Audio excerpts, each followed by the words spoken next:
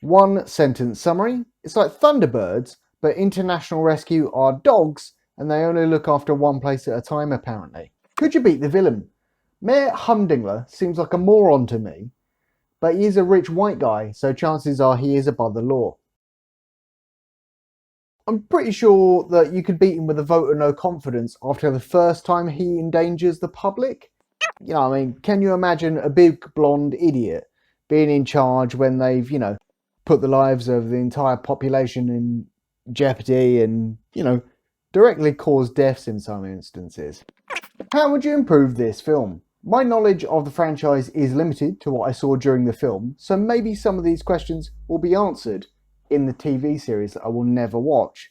But first, are these cybernetically enhanced dogs? Like a Robocop kind of situation? How do the dogs remember being puppies years ago when they are still puppies? That's not how dogs work. And who died and put Ryder, the kid, in charge? Because he's a child, but everyone calls him Sir. Is he an old man in a child's body? If the people of Adventure Bay don't call the police, they call for the Paw Patrol, what happens when the Paw Patrol leave? The people of Adventure Bay, they're still having their accidents and whatever. There's no one there to come and get them. Surely this is like a government-sanctioned organisation, presumably Canadian government. And that's also backed up at the end when Chase, the police dog, arrests Mayor Humdinger. So he has to have some sort of real authority.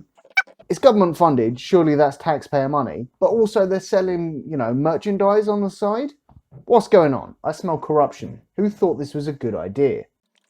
Does some crooked dude getting elected count as an emergency where you have to call the dog Thunderbirds?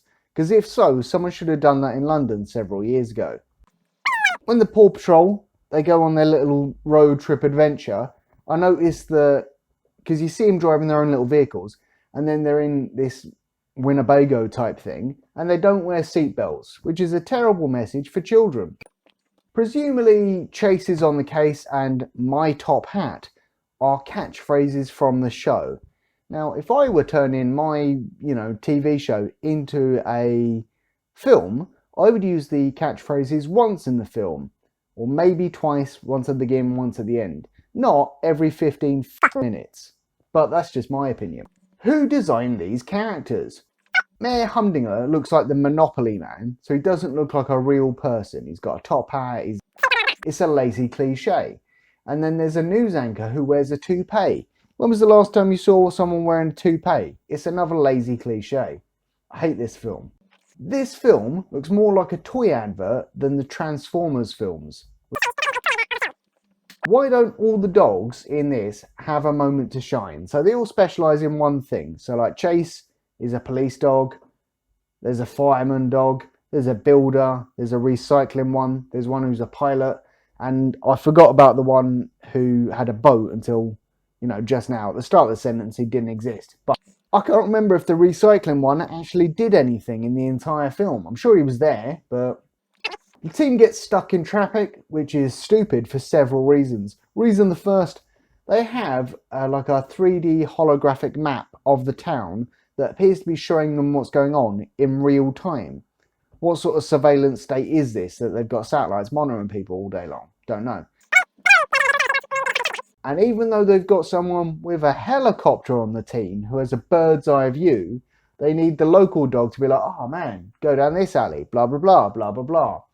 That local dog, part of her advice is turn left when there is a sign pointing left on the road. You useless local dog. By the time Chase is done cordoning off the scene, most of the action with the fireworks display is already wrapped up. What kind of leader gives up on someone when they mess up once? The talking dog says, which is because he is messed up twice already that I'm aware of. And I only became aware of him like half an hour ago or something. I don't understand why they focused on Chase's trauma coming in the form of him being afraid of heights and getting vertigo, when his scary time in the past did not involve any heights. Didn't like the pointless celebrity cameos, didn't know a lot of them were supposed to be celebrities, and also, what was the point of them? They didn't push the story forward, those could have been anybody. How come the mayor has the power to shut down universities and build civic projects within a day of being elected?